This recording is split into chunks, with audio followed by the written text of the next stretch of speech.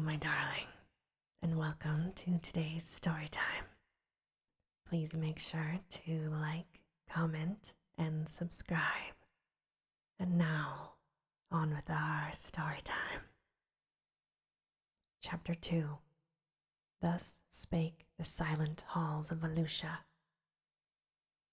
The moon had not risen, and the garden was lighted with torches aglow in silver cressets when Kull sat down on the throne before the table of Kanu, ambassador of the Western Isles. At his right hand sat the ancient Pict, as much unlike an emissary of that fierce race as any man could be. Ancient was Kanu, and wise in statecraft, grown old in the game. There was no elemental hatred in the eyes that looked at Kull appraisingly. No tribal traditions hindered his judgments. Long associations with the statesmen of the civilized nations had swept away such cobwebs.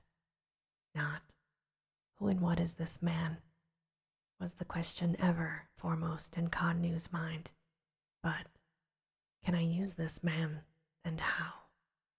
Tribal prejudices he used only to further his own schemes. And Kull watched Kanu, answering his conversation briefly, wondering if civilization would make of him a thing like the Pict. For Kanu was soft and paunchy. Many years had stridden across the Skyrim since Kanu had wielded a sword. True, he was old, but Kull had seen men older than he in the forefront of battle. The Picts were a long-lived race. A beautiful girl stood at Kanu's elbow, refilling his goblet, and she was kept busy. Meanwhile, Kanu kept up a running fire of jests and comments, and Kull, secretly contemptuous of his garrulity, nevertheless missed none of his shrewd humor. At the banquet were Pict chiefs and statesmen, the later jovial and easy in their manner, the warriors formerly courteous, but plainly hampered by their tribal affinities. Yet Kull, with a tinge of envy, was cognizant of the freedom and ease of the affair, as contrasted with like affairs of the Volusian court. Such freedom prevailed in the rude campus of Atlantis. Kull shrugged his shoulders. After all, doubtless Kanu, who had seemed to have forgotten he was a Pict as far as time, hoary custom, and prejudice went, was right, and he, Kull, would become a better Volusian in mind as in name. At last, when the moon had reached her zenith, Kanu, having eaten and drunk as much as any 3 men there, leaned back upon his divan with a comfortable sigh and said, "Now, get you gone, friends, for the king and I would converse on such matters as concern not children. Yes, you too, my pretty. Yet first, let me kiss those ruby lips. And now, dance away my rose bloom." Kanu's eyes twinkled above his white beard as he surveyed Kull. Kull sat erect, grim, and uncompromising.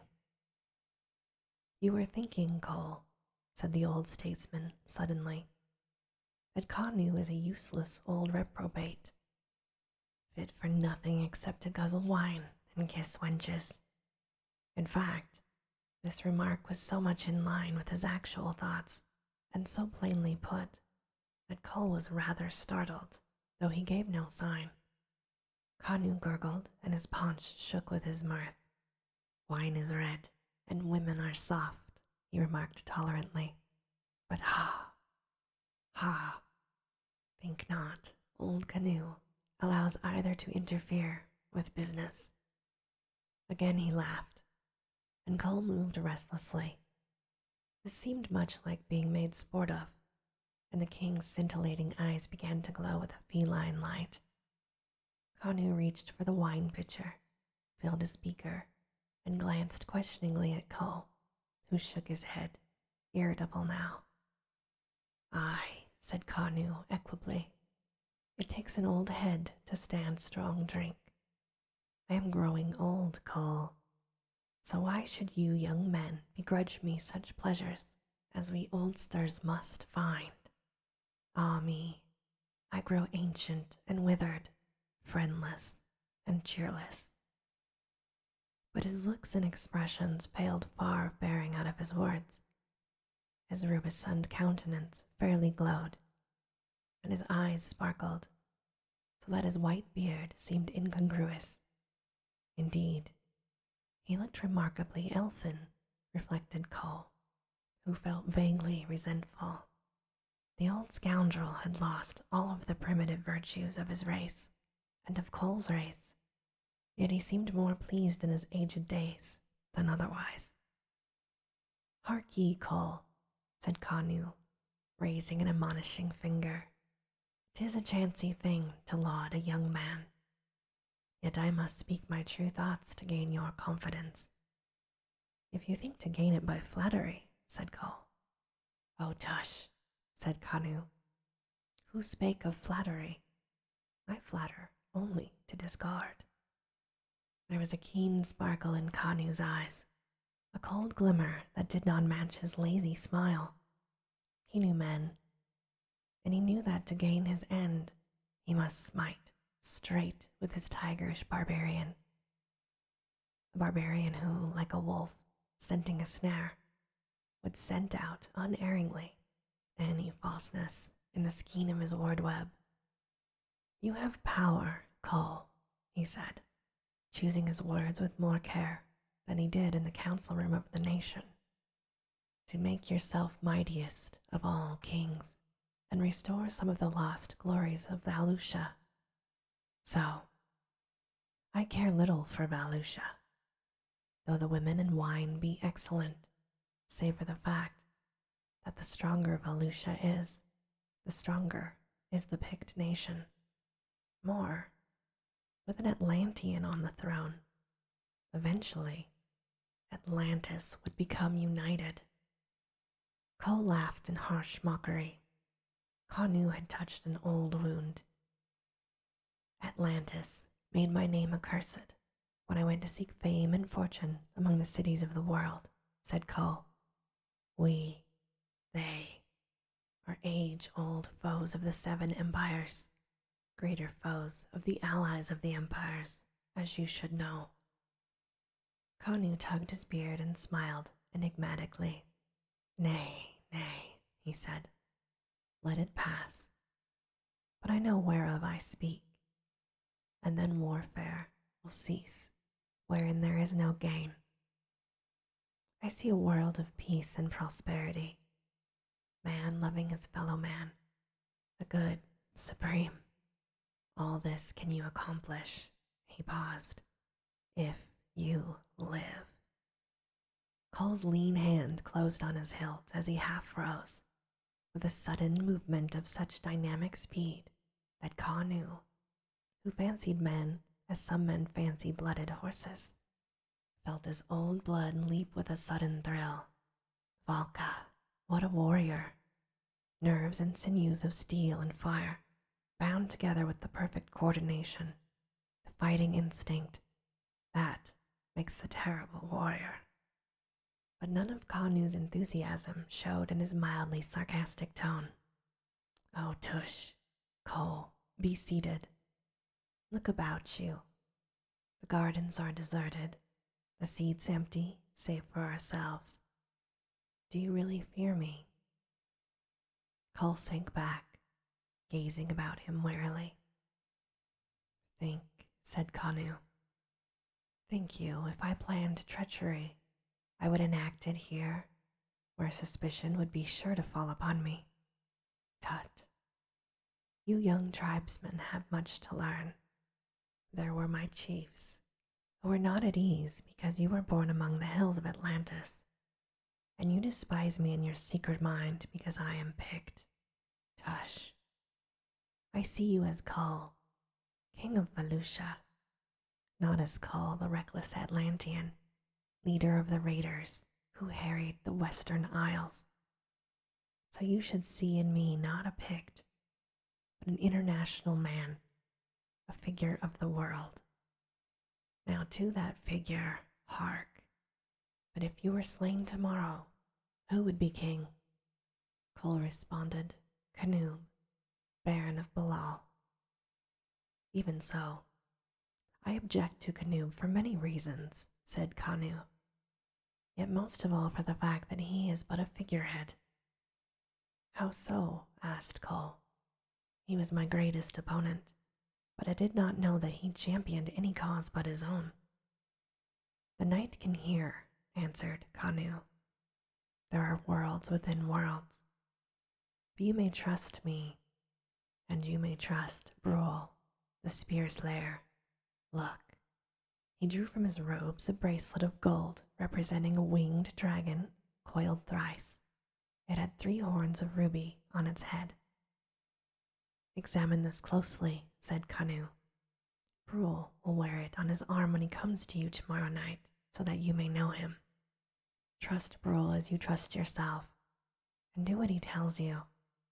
And in proof of trust, look. And with the speed of a striking hawk, the ancient snatched something from his robes, something that flung a weird green light over them, which he replaced in an instant. The golden gem, exclaimed Kull, recoiling. The green jewel from the temple of the serpent. Valka, you. And why do you show this to me now? To save your life, said Kanu. To prove my trust. If I betray your trust, deal with me likewise. You hold my life in your hand. Now I could not be false to you if I would. For a word, you would be my doom. Yet for all his words, the old scoundrel beamed merrily and seemed vastly pleased with himself. But why do you give this to me to hold over you? Asked Kull, becoming more bewildered every second. As I told you. Now, you see that I do not intend to deal you false, and tomorrow night, when Bruhl comes to you, you will follow his advice without fear of treachery. Enough. An escort waits outside to escort you to the palace, Lord. Kull rose. But you have told me nothing. Oh, tush, said Kanu, looking more mischievous than ever. How impatient are youths. Go you and dream of thrones and power and kingdom, while I dream of wine and soft women and roses. And fortune ride with you, King Kull. As he left the garden, Kull glanced back to see Kanu still reclining lazily in his seat, a merry ancient, beaming on all the world with jovial friendship. A mounted warrior waited for the king just outside the garden, and Kull was slightly surprised to see that it was the same that had brought Kanu's invitation. No word was spoken as Kull swung into the saddle, nor as they clattered along the empty streets.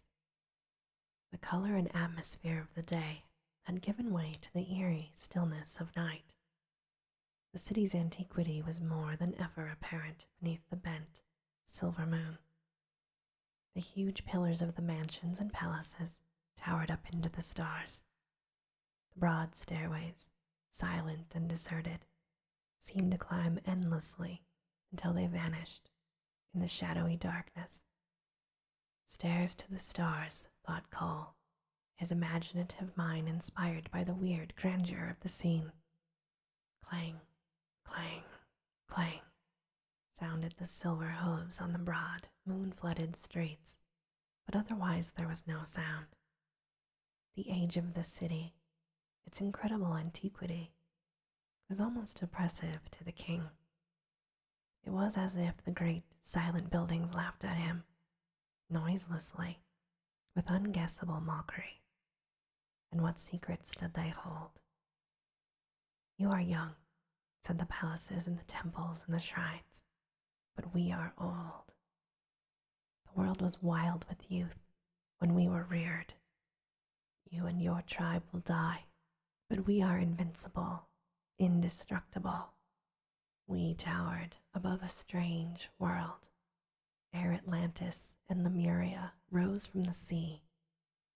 We shall still reign when the green waters sigh for many a restless fathom above the spires of Lemuria and the hills of Atlantis, and when the isles of the western men are the mountains of a strange land. How many kings have we watched ride down these streets before Kull of Atlantis was even a dream in the mind of Ka, bird of creation? Ride on, Kull of Atlantis. Greater shall follow you. Greater came before you. And they are dust. They are forgotten. We stand. We know. We are. Ride. Ride on, Kull of Atlantis. Call the king. Call the fool. And it seemed to Kull that the clashing hooves took up the silent refrain to beat it into the night with hollow, re-echoing mockery. Call the king. Call the fool. Glow, moon, you light a king's way. Gleam, stars, you are torches in the train of an emperor. And clang, silver-shod hooves, you herald that Kull rides through Volusia. Awake, Volusia. It is Kull that rides, Kull the king. We have known many kings, said the silent halls of Volusia. And thus, in a brooding mood, Kull came to the palace, where his bodyguard, men of the Red Slayers, came to take the rein of the great stallion and to escort Kull to his rest.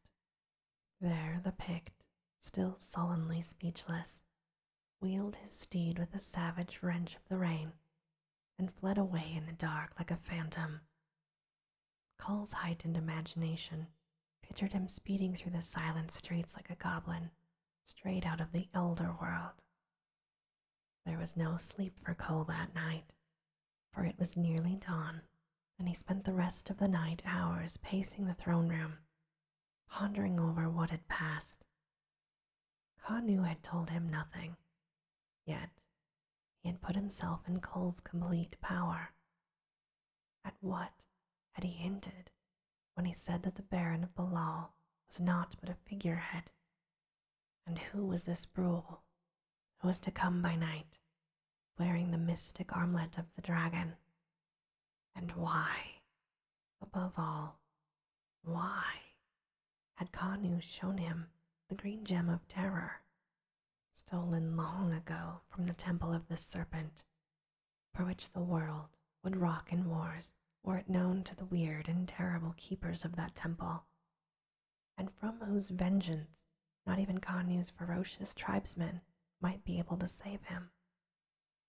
But Kanu knew he was safe, reflected Kull, for the statesman was too shrewd to expose himself to risk without profit. But was it to throw the king off his guard and pave the way for treachery? Would Kanu dare to let him live now? Kull shrugged his shoulders. And this, my darling, ends our story time for today. As always, I hope that you have very sweet and creepy dreams. Good night.